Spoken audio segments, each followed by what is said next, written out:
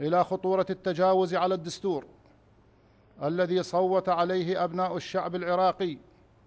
حکمی 8 ساڵەی نوری مالکی سەرۆکوەزیرانی کاربڕەکەری ئێستا عێراق لە دوای ڕاستپاردنی حەیدەر عەبادیەوە بۆ پێکەنای حکومەتی نوێ کۆتایی دێت.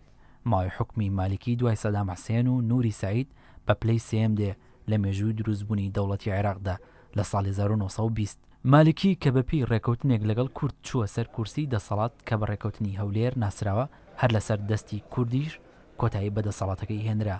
هەرچەندە مالکی ناکۆکی لەگەڵ سونەکان و بەشێک لە شیعەکاندا هەبوو، بەڵام بەڕای چاودێرانی سیاسی ناکۆکیەکانی مالکی لەگەڵ هەرێمی کوردستان لە هەمووی کاریگەرتر بوو بۆ کۆتایهێنان بە سەردەمی دەسەڵاتەکەی، چونکە دوجار سەرۆک کۆمارە کوردەکەی بەغداد لە جیاتی مالکی حەیدەر عەبادی ڕاستپار بۆ پێکەنانی ئەو حکومەتەی کە لە ئاستی ناوخۆی و دەرەوە چاوی ئەوەی لەسەر بوو کە ئەو کێشانە چارەسەر بکە کە لە سەردەمی مالکی دووچاری عێراق هاتبوو.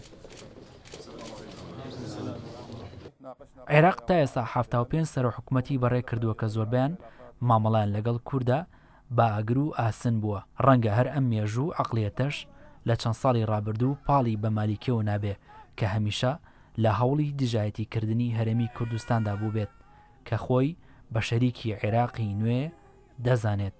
مالکی لە هەولێر بە ڕێکەوتن لەگەڵ سەرۆکی هەرێم بوو بە سەرۆکوەزیران، هەرزوو پشتی کردە ئەو ڕێکەوتنەی کە بڕیار بوو حکومڕانی پێ بکات.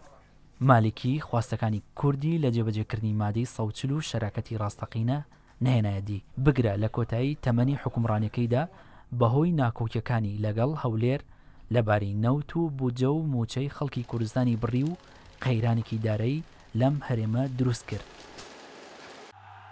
کە لە دوای 2003ەوە خوازیار بوو لەگەڵ عێراقی نوێدا پێکەوە بە ئاشتی بژی و کۆتایی بە سەردەمی نەهامەتیەکانی بهێنێت.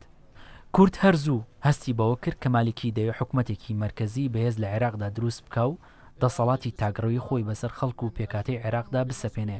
بوونی سەرۆک مامجەلال لە پایتەختی عێراق و ئەو سیاسەتانی هەموو لایەک بە حاکمیانە پێناسەی دەکەن ڕێگر بوو لەوەی کە دۆخەکە باراستەی لێکترازانی تاوەتی بڕوا، بەڵام بەغیابی سەرۆک مامجەلال لە بەغدا ئیدی مالکی دۆخەکەی لەگەڵ کووردا گیانە لوتکە و سونە و شیعەکانی هاوپەیمانی خۆشی نەپاراست.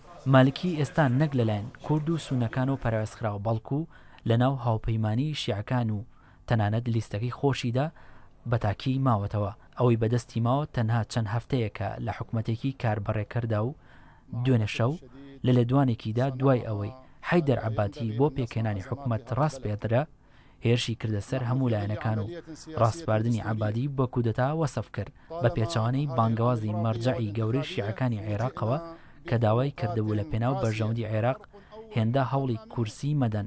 مالکی ئەوەی نیشاندا کە دوا ساتەکانی لە هەڵپەی بەدەستێنانی ئەو کورسیەیە کە ئێستا دراوەتە حەیدەر عەبادی هاوکاری. يصدر التكليف في الساعة 3 قدمنا طعن ولدينا الأدلة والإثباتات أننا الكتلة النيابية الأكبر، قرار المحكمة الاتحادية، نحن في الجلسة الأولى، نحن دولة القانون، لدينا مرشح وفقط دولة القانون، وانتخبت المالكي بالإجماع كمرشح لرئاسة الوزراء.